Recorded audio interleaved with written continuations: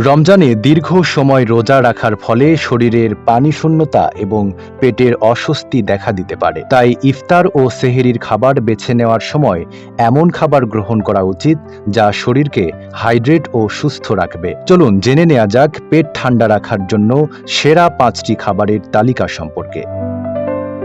পানি ও তাজা ফলের রস। সারাদিন রোজা রাখার ফলে শরীরে পানির ঘাটতি দেখা দিতে পারে, যা হজমের সমস্যা ও ক্লান্তি সৃষ্টি করতে পারে।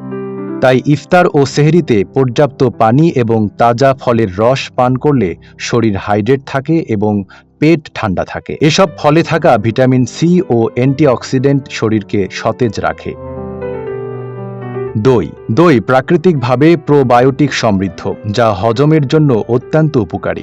এটি হজম প্রক্রিয়াকে সহজ করে এবং পেটের অ্যাসিডিটি কমিয়ে আরামদায়ক অনুভূতি দেয়। ইফতার বা সেহরিতে দই খেলে শরীর ঠান্ডা থাকে এবং খাবার ভালোভাবে হজম হয়। সানবিট সব দিবে সামাল। সানবিট ম্যাজিক প্রেস ডিশওয়াশিং এর মাথা ঘোরানো সলিউশন। কুমড়ো ও শসা। কুমড়ো ও শসা হলো এমন দুটি বীজ যা শরীরকে শীতল রাখতে সাহায্য করে। এতে প্রচুর পরিমাণে পানি থাকে যা পেটের গরম কমাতে সহায়ক। শসার সালাদ বা কুমড়োর স্যুপ বানিয়ে খাওয়া যেতে পারে, যা হজমের জন্যও ভালো। মাছ। মাছ প্রোটিন সমৃদ্ধ এবং এতে থাকা ওমেগা-3 ফ্যাটি অ্যাসিড শরীরের অভ্যন্তরীণ তাপমাত্রা নিয়ন্ত্রণে সাহায্য করে। ইফতার বা সেহরিতে ভাপানো বা গ্রিল করা মাছ খেলে তা হজমে সহায়ক হয় এবং শরীরকে ঠান্ডা রাখতে সহায়তা করে।